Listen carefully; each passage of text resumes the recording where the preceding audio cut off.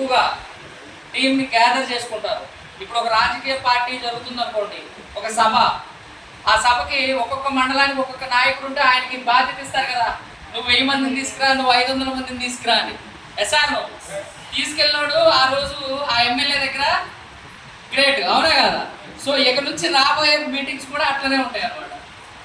మీరు ఎంతమంది ఎక్కువ తీసుకొచ్చి కూర్చోబెట్టుకుంటే అంత త్వరగా మీరు ఈరోజు రమేష్ సార్ చెప్పినట్లు మీరు ఏదైతే 10 lakhs గోల్ పెట్టుకున్నారు, కార్, హౌస్, ఫారెన్ ట్రిప్స్, ఏదైతే మీరు డ్రీమ్స్ పెట్టుకున్నారు ఆ డ్రీమ్స్ని ఫుల్ఫిల్ చేసుకునేదానికి ఈరోజు ఒక ఫస్ట్ స్టెప్ అనేది ఈరోజు పడింది. మరి మీరు రెడీనా? రెడీనా? సో నేను సెషన్లోకి వెళ్ళే ముందు మిమ్మల్ని అందరినీ ఒక క్వశ్చన్, నేను అన్ని మీటింగ్లో ఈ మధ్య ఈ క్వశ్చన్ అడుగుతున్నా, మళ్ళీ మిమ్మల్ని అడుగుతాను. వెస్టీజ్ సిస్టంలో అసలు ఏమేమి ఉందని మీరు జాయిన్ అయ్యారు? ఏముంది వెస్టీజ్ సిస్టంలో? హెల్త్ ఉంది, ఓకే. ఆరోగ్యం, నెక్స్ట్ ఆదాయం అంటే ఏంటి? ఆదాయం ఎంత ఉంది? అన్లిమిటెడ్ ఉంది. ఎంత? అన్లిమిటెడ్. ఆరోగ్యం ఉంది, కావలసినంత డబ్బు ఉంది. ఎస్ఆర్ ఇంకేముంది?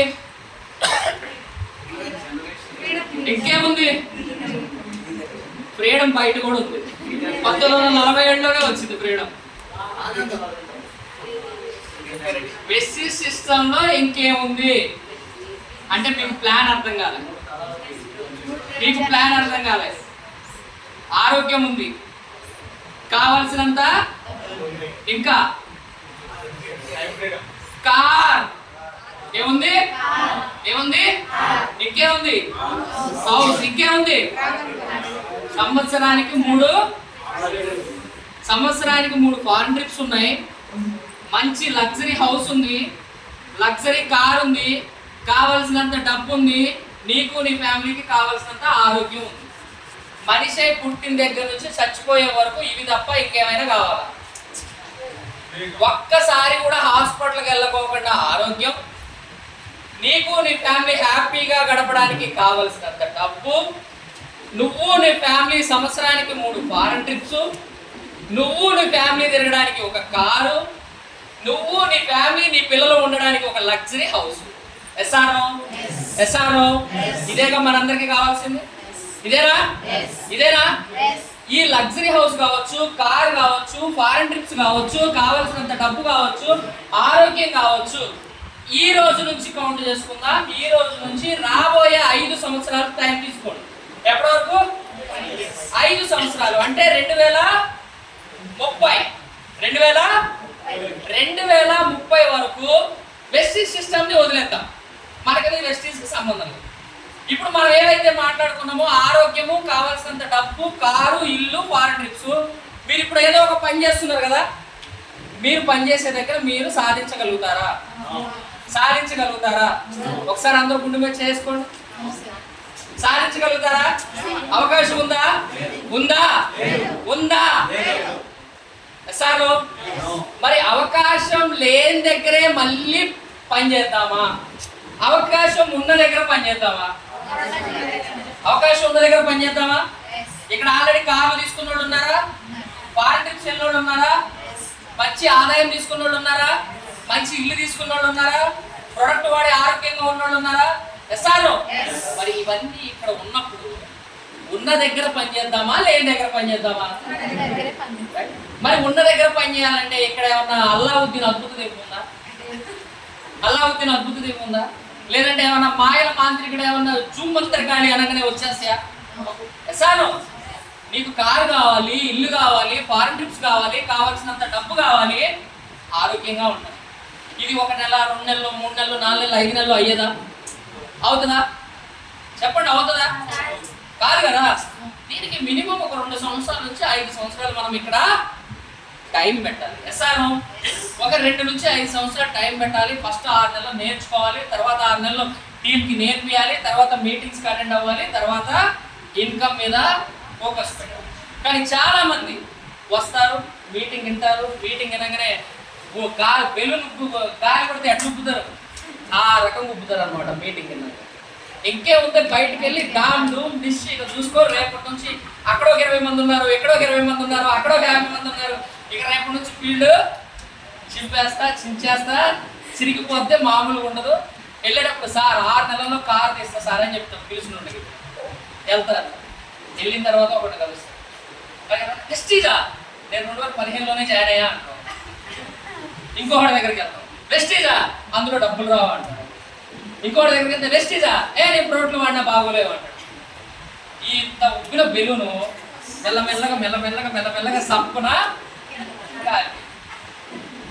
ఎస్సాను. ఇక కారు బాగా, ఇల్లు బాగా, ఫారెన్ ట్రిప్ బాగా, అన్ని బాగా. మళ్ళీ మీటింగ్ కి ఇక్కడ పిలిచినోడు ఫోన్ చేస్తే వాడు ఫోను ఎత్తేదిలే, కనబడేదిలే.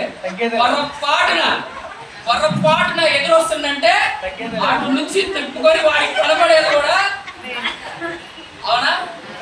అవునా? ఇదేనా జరిగేది? ఇదే కదా జరిగేది. సో దయచేసి మళ్ళీ చెప్తున్నా, ఎవరైతే కొత్త వాళ్ళు వచ్చారో పాత వాళ్ళు ఉన్నారు, మీకు బయట అవకాశం లేదు. అందుకే ఫస్ట్ క్వశ్చన్, బయట మీకు అవకాశాలు అనేవి లేవు. ఎందుకంటే ఇక్కడున్న నేను కావచ్చు, శరత్ గారు కావచ్చు, శ్రీకాంత్ కావచ్చు, లేకపోతే ఇక్కడ మన సార్ వాళ్ళు గవర్నమెంట్ టీచర్స్ వాళ్ళు కావచ్చు. మీరు చూడండి, ఈరోజు స్టేజ్ మీదకి వచ్చి మాట్లాడిన వాళ్ళు చూడండి. మన సుల్తాన్ సార్ ఉన్నారు, 10th ఫెయిల్ కానీ 5 లక్షలు తీసుకుంటారు. బయట 10th ఫెయిల్ అయిన వాళ్ళు ఎంతమంది 5 లక్షలు తీసుకుంటారు? ఎంతమంది తీసుకుంటారు? నేను ఇక్కడే ఈ కలెక్టరేట్లో డేటా ఎంట్రీ ఆపరేటర్గా, కంప్యూటర్ ఆపరేటర్గా 5 సంవత్సరాలు పనిచేసా. ఇదే కలెక్టరేట్లో 8,000 ఇచ్చారు. ఎంత? ఎల్లంత క్రాస్ రోడ్లో రూము 450 రూపాయలు రెంట్. నేను శరత్ శ్రీకాంత్ ముగ్గురు కలిసి ఉండేవాళ్ళం.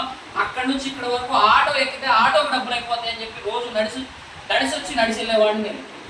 అదే నడిచి వెళ్ళిన రోడ్ల మీద ఈరోజు 10 లక్షలు విలువ చేసే కార్లో తిరుగుతున్నాం. ఎంతవరకు సాధ్యం అవుతుంది? ఎంతమంది కుదురుతుంది సార్? సో ఒక గవర్నమెంట్ టీచర్, ప్రతి ఒక్కళ్ళకి డ్రీమ్ గవర్నమెంట్ ఉద్యోగం రావాలని. గవర్నమెంట్ ఉద్యోగం వచ్చి కూడా ఆయన ఎందుకు చేస్తున్నారు? మరి ఆలోచించండి ఒకసారి. ఆల్రెడీ గవర్నమెంట్ ఉద్యోగం వచ్చింది కదా, సెటిల్డ్ కదా, మళ్ళీ రిస్క్ తీసుకొని స్కూల్ నుంచి వచ్చిన తర్వాత సాయంత్రం ఉన్న టైంలో చేయాలా? ఒక ఎల్ఎన్టీలో చేసి ఆయన జాబ్ రిజైన్ చేసి రావాలా? ఒక ఎంఎస్సి బీఈడీ చేసిన ఆయన స్కూల్లో మానేసి రావాలా? ఒక డాక్టర్గా సీజన్ వస్తే హ్యాపీగా కావాల్సినంత డబ్బు సంపాదించుకుని ఆయన రావాలా? ఎందుకు వచ్చారు వీళ్ళంతా? బయట ఏదైనా ఒకటే డబ్బు వస్తుంది కానీ కారు ఇల్లు ఉండదు. కారు ఇల్లు ఉంటుంది, ఆరోగ్యం ఉండదు. డబ్బు ఉంటుంది, అన్నీ ఉంటుంది, ఫారెన్ ట్రిప్స్కి వెళ్ళడం కుదరదు. కానీ ఇక్కడ నీ లైఫ్ సాటిస్ఫై, చచ్చిపోయేటప్పుడు హ్యాపీగా నవ్వుకుంటూ చచ్చిపోవచ్చు వెస్టీలో కనుక మనం పనిచేస్తే. నో డౌట్ అండి, నో డౌట్. ఈ మధ్య ఒక బుక్ చదవటం మొదలుపెట్టి ఆ బుక్లో ఒక మంచి అద్భుతమైనటువంటి వర్డ్ నేను చదివా. మనం అంటే మీరు, నువ్వు, నేను. మనం పుట్టేటప్పుడు మనం ఏడుస్తాం, కానీ మన చుట్టూ ఉన్న వాళ్ళందరూ నవ్వుతారు. మీకేం తెలియదు కదా, నువ్వేం చేస్తావు? పుట్టగానే ఏడుస్తావు. నీ చుట్టుపక్కల ఉన్న వాళ్ళందరూ నవ్వుతారు. అప్ప నాకు బిడ్డ పుట్టిందనో, నాకు కొడుకు పుట్టాడనో. సార్ వాళ్ళకి ఆనందం నువ్వు పుట్టినందుకు, కానీ నీకు తెలియదు కాబట్టి నువ్వు ఏడుస్తావు, రైట్? కానీ నువ్వు చనిపోయేటప్పుడు నీ చుట్టూ ఉన్న వాళ్ళు ఏడవాలి, నువ్వు నవ్వాలి. ఇది లైఫ్. అర్థం కాలేదు కదా? నువ్వు చనిపోయేటప్పుడు నీ చుట్టూ ఉన్నోళ్ళు ఏడవాలి, నువ్వు నవ్వాలి. అంటే నీ లైఫ్ నువ్వు నవ్వుతూ చచ్చిపోతున్నావు అంటే ఏంటి? హ్యాపీగా, ఇంకా ఏ బాధ లేదు, నా ఫ్యామిలీ సేఫ్, నా పిల్లలు సేఫ్, నా మనవాళ్ళు సేఫ్, నా మనవరాళ్ళు సేఫ్. నేను చనిపోయినా నేను లేకపోయినా ఏం కాదు అని నవ్వుకుంటూ చనిపోవాలి. ఎసాను. కానీ నువ్వు దూరం అవుతున్నందుకు నీ చుట్టుపక్కల ఉన్న వాళ్ళందరూ బాధపడాలి. అది లైఫ్ అంటే. ఇప్పుడు ఎంతమంది ఒకవేళ పొరపాటున పోతే నీ ఫ్యామిలీ సేఫ్ అని ఎంతమంది అనుకుంటున్నాం మనం? భయం పుట్టింది తెలుసా? ఒక్కసారి ఆలోచన నీ మైండ్లోకి వస్తే షివరింగ్ వస్తుంది, కాళ్ళు చేతులు వణుకుతాయి, నైట్ నిద్ర కూడా పట్టదు. నేను లేకపోతే నా ఫ్యామిలీ పరిస్థితి ఏంటి? అవునా కాదు? సో మనకి మన ఫ్యామిలీకి కూడా ఇక్కడ సెక్యూరిటీ అనేది ఎంతోమంది వాళ్ళు చనిపోయిన తర్వాత కూడా వాళ్ళ ఫ్యామిలీకి ఒక గిఫ్ట్ లాగా ఈ బిజినెస్ అనేది ఇచ్చి వెళ్ళిపోతున్నారు. అటువంటి అద్భుతమైనటువంటి ఆపర్చునిటీ, అటువంటి అద్భుతమైనటువంటి బిజినెస్. కానీ ఇది కొంతమంది చేసినటువంటి చిల్లర పనులు అనొచ్చు, వెధవ పనులు అనొచ్చు, వాటి వల్ల బయట మీరు వెళ్ళి ఎవడో ఏదో చెప్పింది విని ఇక్కడ ఆల్రెడీ సక్సెస్ అయిన వాళ్ళని చూసి మీరు బయట చెప్పిన వాళ్ళ మాటని ఈ బిజినెస్లో మీరు ఏదైతే డిసైడ్ అవుతారో దాన్ని మీరు కోల్పోతున్నారు. సరే, పాజిటివ్ నెగిటివ్స్ ఎక్కడైనా ఉంటాయి సార్. పాజిటివ్ నెగిటివ్స్ ఏ ఇండస్ట్రీలో అయినా ఉంటాయి. అన్ని చోట్ల 100కి 100% పాజిటివ్ అనేది ఉండదు. కొంతమంది మోసపోతారు, మోసపోయే వాళ్ళ వల్ల. కానీ అది కంపెనీ తప్పు కాదు. మీరు దయచేసి బయట వ్యక్తి మాటలు వినొద్దు. Okay, once again good morning. Good morning. మరి అసలు ఈ రోజు మనం డిస్కస్ చే